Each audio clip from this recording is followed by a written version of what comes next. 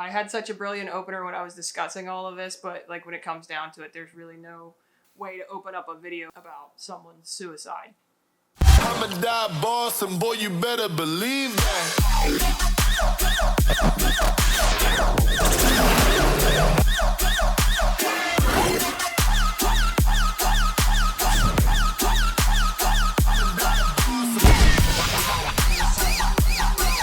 Recently got the news a couple days ago that somebody I knew had committed suicide, and there's a lot of social media backlash going back and forth in a bunch of different directions regarding her death. Those of you in the lesbian community might have actually subscribed to the Addicted to Love channel. My friend Leah Archer was one of the partners that show featured. There's a lot of LGBT topics ranging from sex advice to arguing to anything, and their relationship essentially. What kind of wedding do I want? You want a wedding on a beach. Yeah, although she told me today. Although I don't know if I want to get married. She told me that today. The whole overview was that they wanted transparency into the relationship. Correct. First off, I'd like to say that there is absolutely no class in publicly shaming the partner of someone that just committed suicide, especially since you guys don't know the details. A lot of you didn't know Leah Archer personally. With the circumstances surrounding something like this is obviously a sensitive topic, so everybody going off half-cocked with information and rumors from one side or the other. At the end of the day, this is an intimate relationship between two people, and regardless of them being in the public eye and putting that relationship out in the public forum, it's not really for any of us to judge how one person grieves over another. The human brain's a complex thing. Some people will go into work mode and don't want to do anything but focus on work, which could be very well what this is all about. However, that doesn't quite look like that to me. So I'm trying to put something like this out there in all fairness, but at the end of the day, it comes down to respect. If your girlfriend hung herself, would you go to a festival for the weekend and party? Granted, she's a DJ, so there's arguments for both sides. It could be for work, she could be under contract. These are public figures, so there could be endorsement deals or something incredibly, contracts, maybe they already even got paid out on something. Correct. And maybe they have financial problems. People are watching them off of YouTube. Just because they're chopping up a video of a conversation doesn't mean you actually know them. In spite of them inviting you into their world as a viewer, you're still just a spectator. You don't see those details. You don't hear those arguments. You don't see the ups and downs that are meant to be private between two people and not for a public forum. We had a conversation 2 nights ago, and it was pretty heavy. It was like a 3-hour conversation. I can't even say I knew her that well. I know her from social media and from our interactions and our conversations about, video editing and me helping her out with video tips and stuff like that. Yes, that's my friend. I'm concerned. This seemed to come from out of nowhere. I feel like as a community figure, I have a duty to have a bigger message, and I want a platform. So I decided to do Addicted to Love with my girlfriend. It's a YouTube and an Instagram, and we're kind of turning it into an educational, positive, LGBTQ positive message. Trying to use that platform to reach out to people that need support or don't necessarily have it at home, or, that 12-year-old girl in Alaska who has super, super religious parents and is scared to know anything about sexuality or all that stuff. I kind of turned it into that. Obviously, you hear bad news like this, the first thing you run to is social media to confirm whether this could potentially be a bad joke or is this misinformation. I mean, you hope that it's misinformation. There's no way it could be real. You're right. Yeah. Especially somebody that appeared, to be in a happy relationship. Left field. No rhyme, no reason. It didn't look like any red flags from the point of view, I guess. What was the strangest gift that I ever gave you? Herpes. Yeah.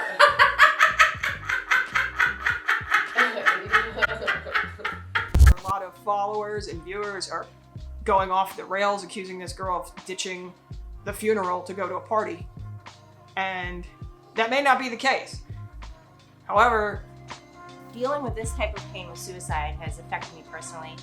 I've lost 2 siblings, and it doesn't ever get easy. You constantly question yourself, what did I do? What did I not do? It never gets easier. The pain never really goes away. It's something that you learn to live with. I see this suicide and I feel connected to it, and I'm like, wow, this poor girl just lost somebody. And then, you know, days later, not even days later, it just seems like she's posting and she's tagging and she's still going to events, and people are going, hey, you know, this has got to be some weird joke. Like, your girlfriend's not even buried. You know, going back to the YouTube videos as we're clicking through, I mean, things are being unlisted.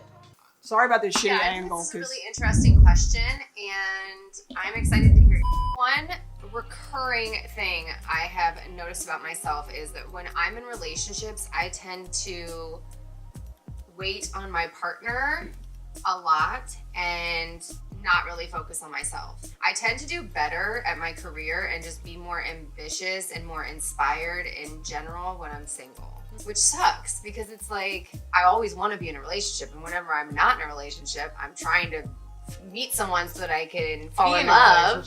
So it's just like a weird thing. I feel like I get into relationships, and I think a lot of people are like this, so let me know in the comments. But it's kind of like everything revolves around my partner.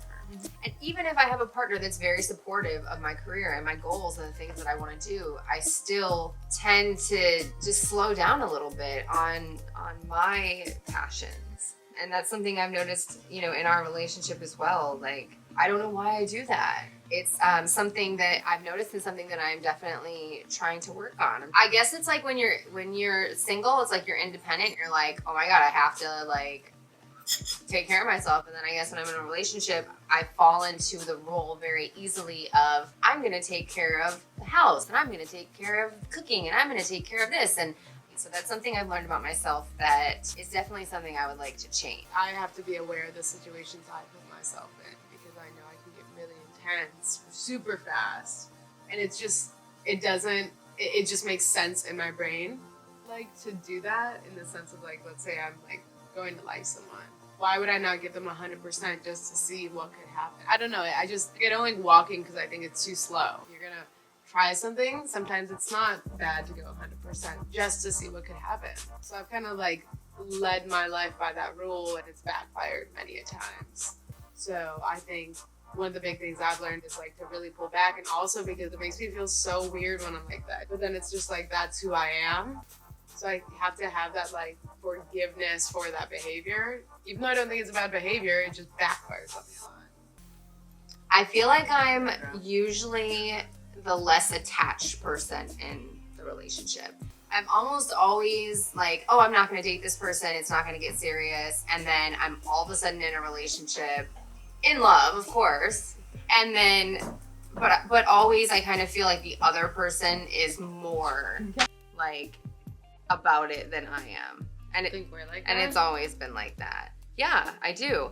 And I don't think you love me more. And I don't think they love me more. I think the way that I love is just a little when she speaks like, she speaks like it's like a little bit like separated. Really? Yeah, well, you know how you're always like, do you want to get married? Do you want to get married? Do you want to get married? And I'm like, I don't know. But that doesn't mean that like I don't want to be with you forever. And I found out that I'm a Venus in Aquarius, which is like a very detached sort of sign that likes their own space and things like that. I think that kind of goes along with the first one that I mentioned. I think I am like that because I know it's important for me to have my alone time, or else I'm gonna get completely lost in the other person.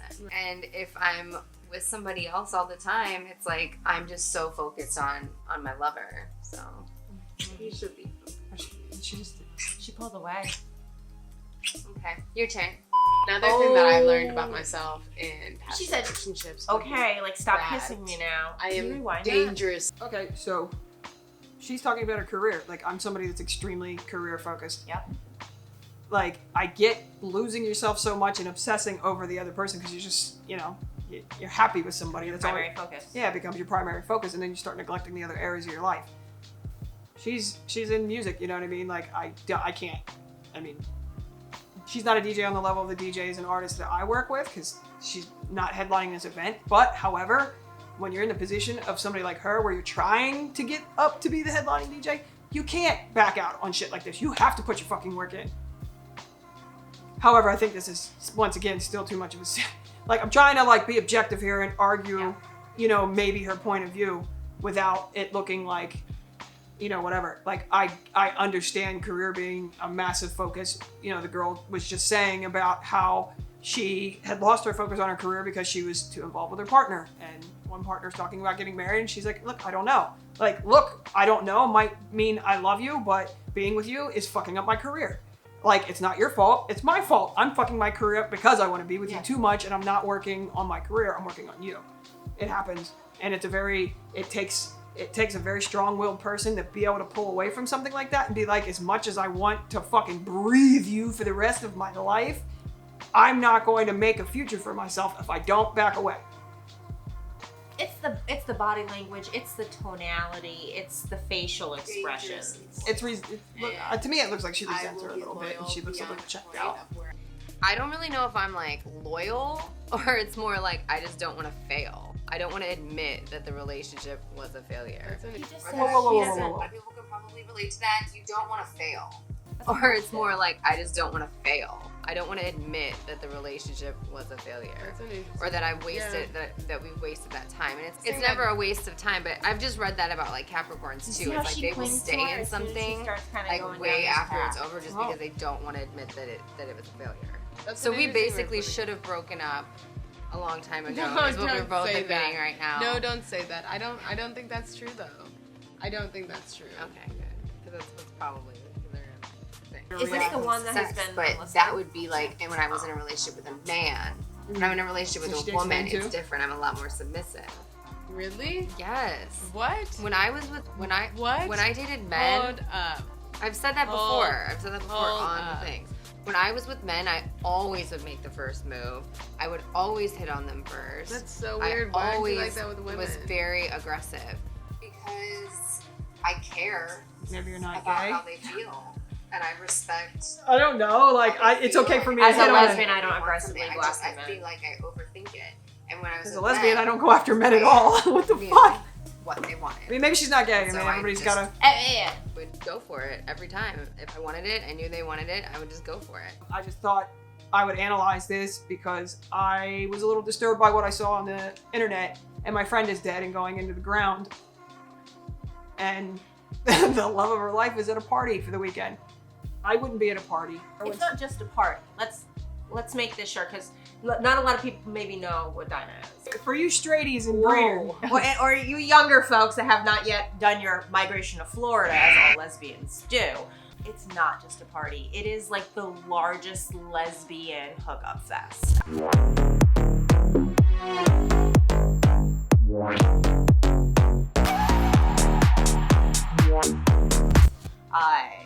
Ask anybody who's been what happens there. Do some quick searches. You don't go to Dinah if you have a girlfriend. No. Yeah. I go single. Correct. Yeah. That's why I didn't go last year, because I got into a relationship. Where that got you. Also, I don't want to see my friend's name get smeared over the internet and have her legacy kind of surrounded by so much fucking drama because everybody wants to attack somebody that she cared about. Now, maybe this girl, she's just going to use this to try to catapult herself into YouTube stardom and use everybody's sympathy to get clicks on the internet. You don't know. She might delete the fucking channel tomorrow. This person is no longer with us. They're not here anymore to defend themselves. She has a family that are going to be reading these comments. So apologies to the family if what I say pisses you off. That's not my intent. As to what happened to somebody that we supported and somebody that I spent hours talking to and giving video advice. Yeah, I'm worried that this becomes clickbait. Yep. I don't know what was going on with this poor girl's life where she felt like death was the only escape from the pain that she was struggling with comprehending at that time in her life. But I don't think that it's fair that her death is being leveraged for fame.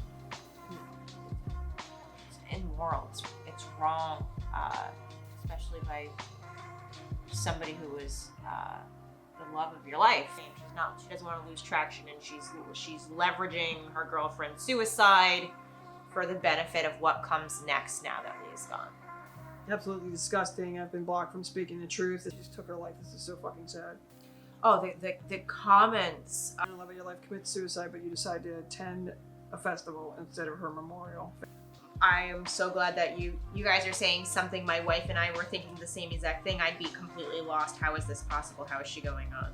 Who's the chick with the tattoos? Great outfit. Kudos to being able to even Put makeup on. put makeup on and get all dolled up.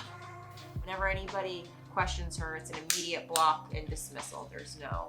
Well, I mean, and also on the flip side, you know, I mean, like I said, nobody wants to fucking read that. It's like, here's these strangers coming in and commenting on my relationship and they know nothing about it because you watch and you think what I want you to think on YouTube. So that's the whole point of marketing yourselves this way. I just don't know when that stops and when it's a time to just honor someone rather than hashtag them. Or you take this moment to actually build off awareness for mental health and suicide. How about that? How about you leverage such a dark thing that has happened and go, okay, you know what? I have this social media platform. Why don't I turn this around and actually make it about suicide or depression, mental awareness, things that we weren't aware of what was happening that may have triggered or led up to this, instead of, come give me a hug and a quick booty shake, you know? That would be completely different than promotions of events and make sure you're coming to see me here and check out this. You know what I mean? Is she a good DJ? Or SoundCloud.com. I mean, she's not bad. Somebody people look to is gone, and the stuff on the internet is not good surrounding it. So if you're gonna be supportive, be supportive. If you got nothing good to say, just shut the fuck up. The more attention that she gets off of this, the easier it is to capitalize off of something like that. So if that is your point of view, and that's what you take from this video, don't support it, don't talk about her. I'm not gonna talk about her, because my point of view is that this is really fucking suspicious. But I'm also open-minded enough to know that there's all these other fucking avenues that nobody knows about. So, if I'm wrong, I'm an asshole, I'll say I'm an asshole and apologize. So if I'm wrong, my bad. I find out my friend commits suicide and I log on Instagram and I see her girlfriend's tits in my newsfeed. But It's not what grief looks like. It's not what grief looks like. She doesn't have to grieve. I guess she doesn't have to grieve publicly, right? Like, it's not on me. Like, who am I to be mad that she's not grieving and sad at home? But it's my birthday, I'm done with this. Fuck this. Fuck. I'm basically a hypocrite in my own video. I'm like, don't give her any attention. That's exactly what I'm doing. I'm just raising the issues. What the fuck is going on? She doesn't have any fucking clothes on or anything, does she? Yeah, maybe it's none of our fucking business. anybody agree though? Like, it's not right. When you get in your car and you put in your GPS and you put in the address and you're going there, and let's say there's a roadblock, you don't turn around and go, damn, I don't want to go to that place anymore because now my direction changed. You go, all right, I'm on the journey and I know the angle. And if I have to go down this side street to get there, that's fine. I know I'm on the right path, and wherever that side street takes me, it's going to take me to another one and another one and another one. And it may not be the route that I expected, but it will get me to the end result regardless.